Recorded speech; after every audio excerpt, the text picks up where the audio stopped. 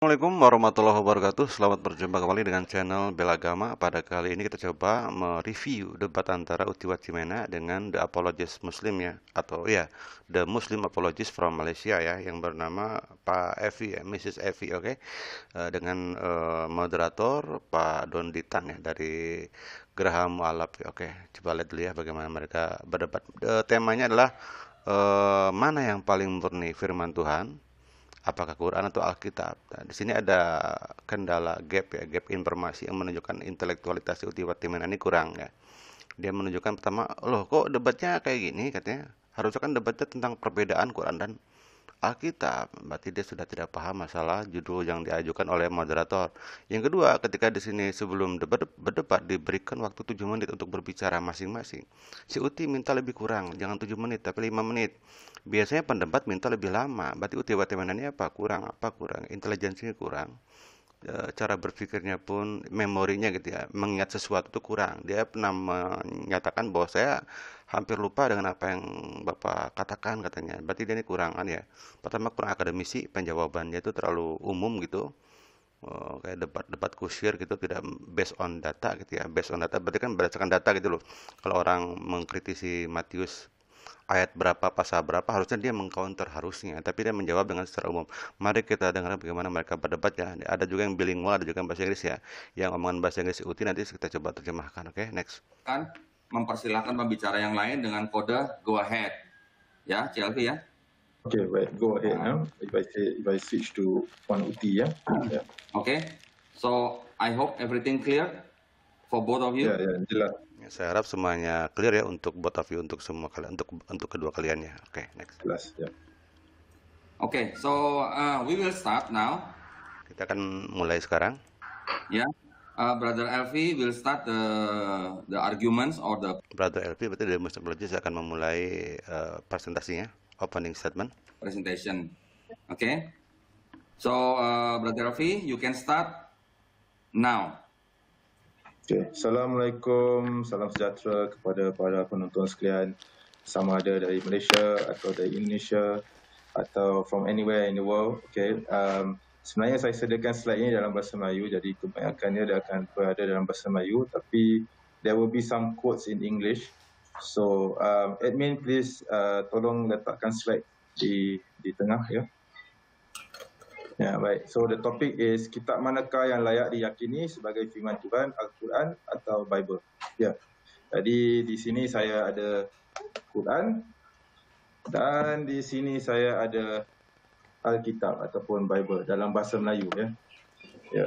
Okey. Jadi mana satukah buku ini yang selayaknya dipanggil sebagai firman Tuhan, ya. Okey. Jadi saya mulakan. Sebelum saya bercakap dengan lebih jauh lagi, saya kena menjelaskan apa itu Bible dan apa itu Al-Quran ya. Jadi seperti kebanyakan sudah maklum, Bible ini terdiri daripada dua bahagian. Bahagian pertama dipanggil Perjanjian Lama dan bahagian kedua dipanggil Perjanjian Baru. Perjanjian Lama diimani oleh Yahudi dan orang Kristian, manakala Perjanjian Baru Jadi Pak Evi dari The Muslim Apologist Malaysia ini bagus ya, dia menggunakan mindset Kristen. Kristen menganggap bahwa sebuah itu Bible, baik Taurat, Jabur, ataupun Perjanjian Baru kan ya, Bible. Jadi ada dua bagian, Perjanjian Lama dan Perjanjian Baru. Dalam mindset Islam mungkin, jadi ini adalah ada Taurat, ada Zabur kan ya, ada Injil ya, bagus. Jadi dia bisa membuat semacam apa ya, menjelaskan sesuai dengan lawan dia gitu. Lawan dia kan orang Uti Watimena ini orang Kristen menganggap bahwa Genesis pun adalah Bible ya. Dalam Islam mungkin Genesis masuknya Torah gitu kan, Exodus masuknya Torah kan gitu. Itu apalagi misalkan dan seterusnya ya. Oke, sementara dari mulai Matius, Markus, Lukas, Yohanes dan seterusnya ke bawah sampai kepada Revelation, kepada Wahyu ada disebut sebagai Injil kalau dalam Islam ya. Oke, jadi bagus nih si Muslim Apologist from Malaysia itu apa ya, express in Uti Watimena mindset as Christian. Oke, next. diimani oleh orang Kristian sahaja dan orang Yahudi menolak Perjanjian Baru ya. Perjanjian Lama ditulis di dalam bahasa Ibrani dan Perjanjian Baru ditulis di dalam bahasa Yunani ataupun Greek ya. Dan proses pengumpulan Bible ini mengambil masa selama berapa abad dan ia bukanlah sebuah mukjizat seperti mana Al-Quran, ya. Ia juga dipelihara tidak melalui hafazan, tetapi only through manuscripts and copies of manuscripts that. Nah, jadi Pak Evi ini bagus ya. Jadi Quran dipelihara berdasarkan janji Allah juga. Inna nazalna zikra wa inna lahu lahafidun. Sesungguhnya kami akan menurunkan Al-Quran dan akan menjaganya, gitu ya, dan melalui qiraah gitu. Jadi penghafalan dari setiap orang muslim sehingga dia menjadi seorang hafiz gitu ya. Kenapa dibuat kodifikasi di zaman Utsman? Karena banyak orang yang mati gitu, ratusan orang mati pada saat perang. Sayang kalau sampai banyak orang yang hafal Quran itu mati, lalu Quran tidak bisa terdeteksi, maka dibuatlah kodifikasi di zaman Utsman. Sementara Alkitab kan hanya dibuat gitu ya, dipastikan murni itu berdasarkan tulisan-tulisan yang semua itu kadang-kadang membuat kontradiksi, ada kontradiksi gitu loh. Nah, di sini si Evi the Muslim Apologist menunjukkan kontradiksi Alkitab yang menunjukkan betapa Alkitab itu relatif gitu ya, artinya tidak dapat dipegang sebagai sebuah kitab yang murni, oke? Sehingga the better, jadi kelebih-baikannya lebih bagus daripada Quran. Oke, next coba ya. Written by the scribes, ya. Dan kemudian Al-Quran, kita bandingkan sejarah Al-Quran juga ia berbeza, ya. Kami orang Islam mempercayai bahawa Al-Quran diturunkan oleh Allah Subhanahu Wa Taala kepada Rasul junjungan besar Muhammad sallallahu alaihi wasallam, ya.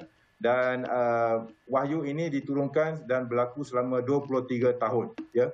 Tidak seperti Bible yang mengambil masa berabad lamanya, ia hanya berlaku selama 23 tahun dan ia dikumpulkan menjadi mushaf, iaitu dibukukan semasa zaman Nabi itu sendiri, ya. Ya, jadi dia diturunkan di dalam bahasa Arab dan bahasanya merupakan suatu nilai kesastraan yang sangat tinggi. Ia adalah sebuah mukjizat. Bahasanya sendiri adalah sebuah mukjizat. Jadi bahasa Arab diturunkan dalam bahasa Arab ya. Di Quran dikatakan bahwa diturunkan bahasa Arab agar kalian memahami. Jadi Al-Quran itu memang betul-betul orisinal gitu ya, menggunakan bahasa Arab. Dan itu adalah sebuah bentuk originalitas Al-Quran yang sampai sekarang dipertahankan. Sehingga semua Quran itu sama saja, hanya beda mungkin terjemahan.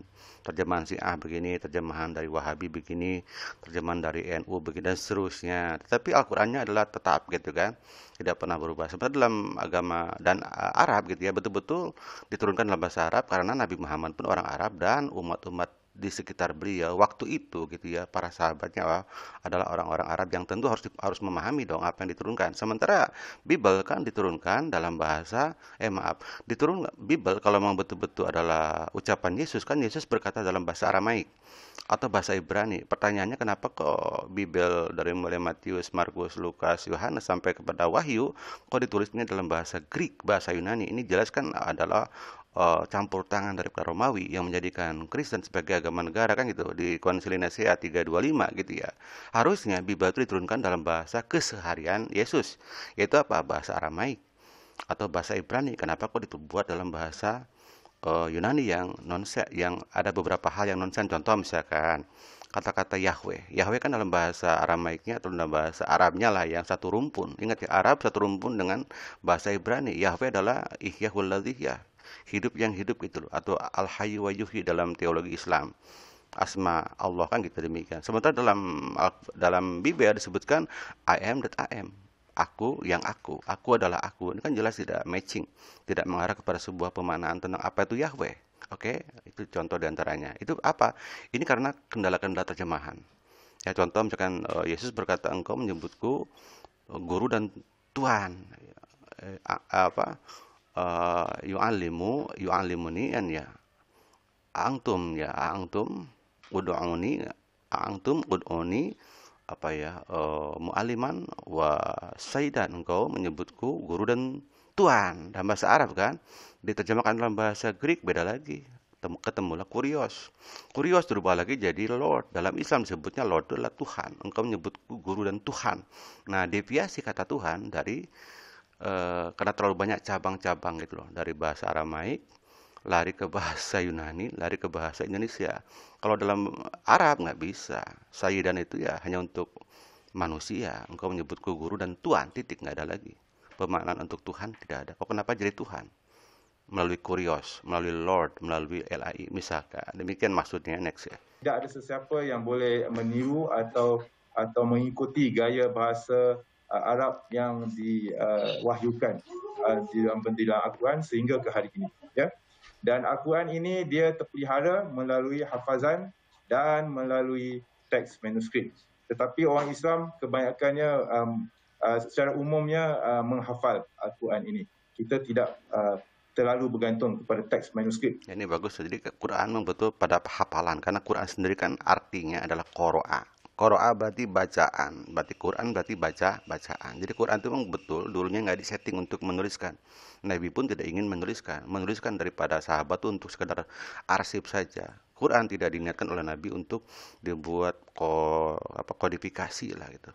Kanonisasi tidak, tapi sebagai bacaan. Sehingga tadi setiap Nabi sering membuat pembimbingan, drilling namanya, menghafalkan Quran kepada sahabat-sahabatnya, sehingga para sahabatnya menjadi seorang hafiz ya, maka disebut Quran, artinya bacaan, bukan tulisan. Oke, next. Tidak seperti Bible, ya.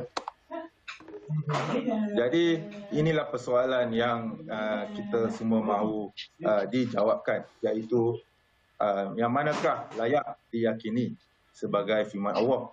Kerana kedua-dua Kristian dan Muslim akan berbalah mengenai perkara ini.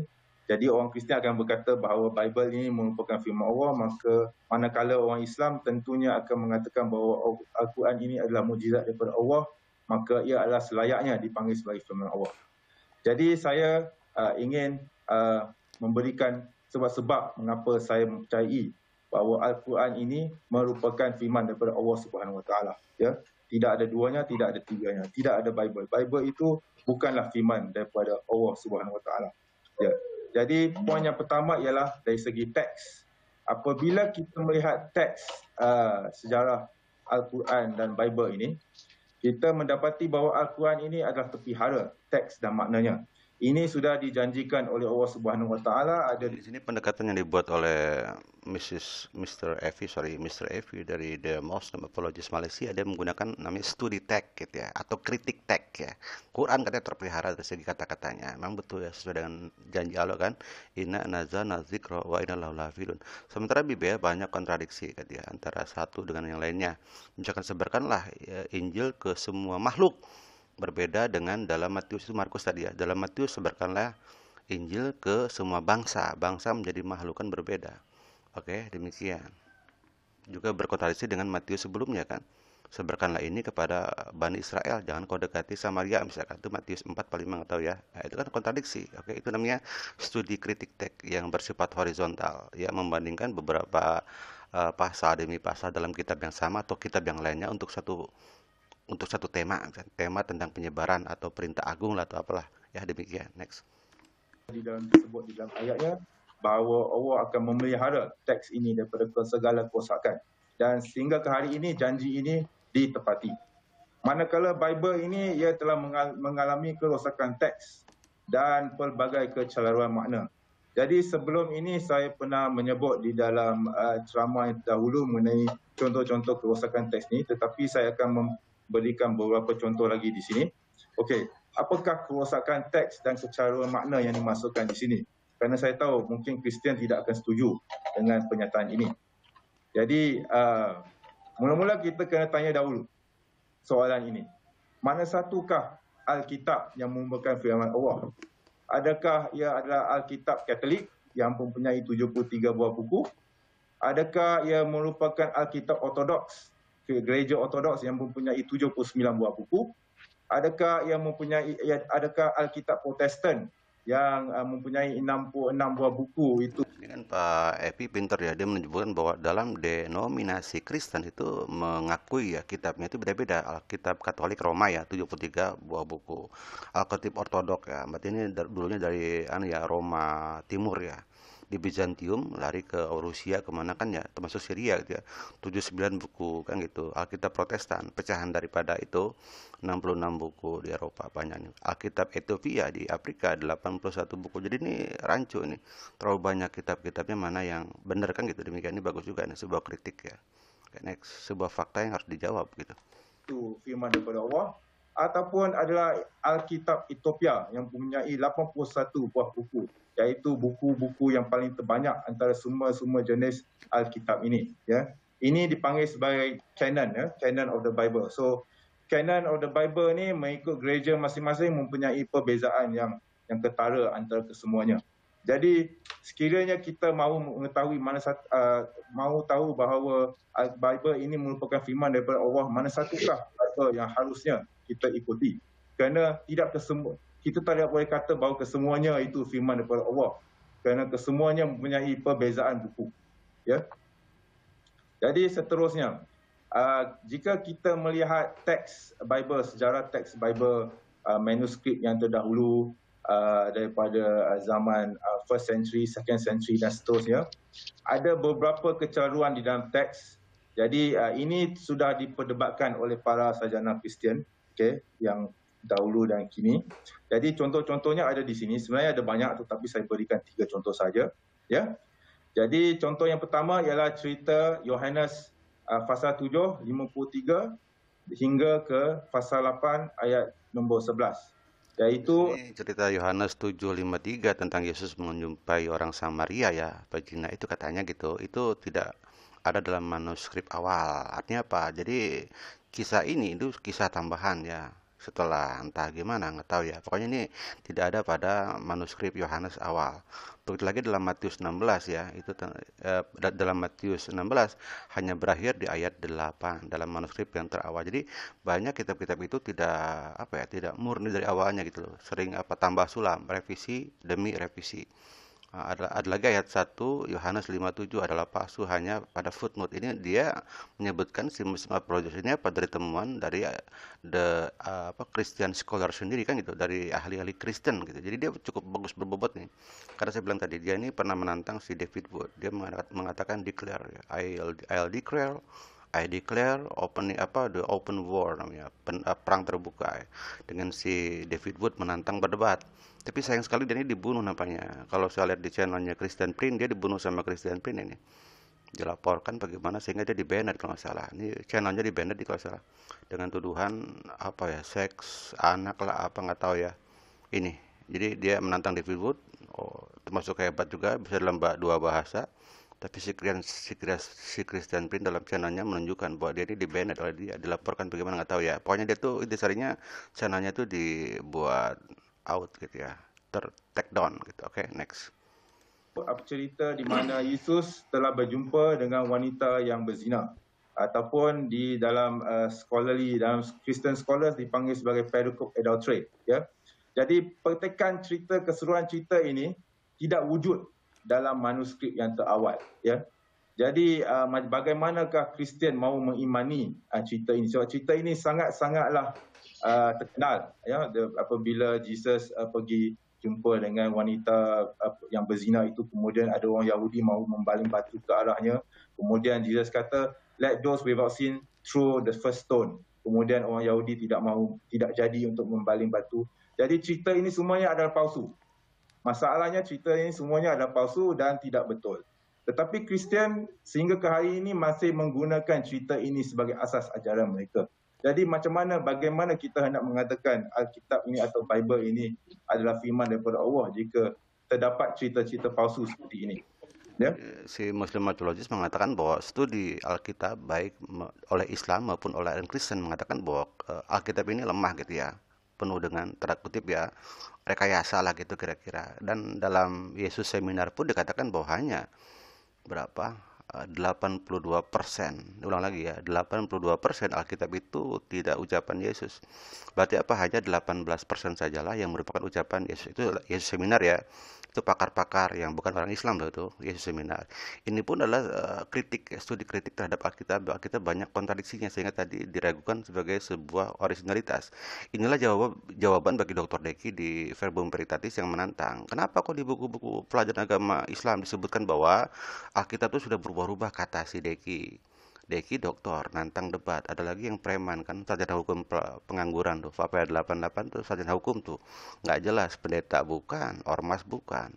Tiap hari menjadi buzzer kan gitu. Dia pun kalau dia ingin menggugat Menteri Pendidikan, menggugat M. Nuh kata yang membuat pembukaan buku itu. Begitupun si Emen Record sama itu, nggak punya isi itu. Ingin menggugat para pengawas, menggugat Menteri Pendidikan, 2 menteri bahkan. gara-gara pelajaran agama menunjukkan bahwa katanya dalam pelajaran agama Islam yang memang khusus diajari untuk orang Islam disebutkan bahwa Alkitab itu sudah tidak lagi murni kan gitu, sudah berubah dan ini dasarnya ada nih si Muslim Apologist menyampaikan. Inilah jawabannya. Oke, jadi demikian ya, karena ini terlalu panjang, saya buat part 1 aja. Part 1 dari Muslim Apologist, oke, nanti part 2-nya saya buat jawaban dari Utiwati Meta, oke. Saya kira demikian saja untuk part 1. Billahi taufiq wal hidayah. Wassalamualaikum warahmatullahi wabarakatuh.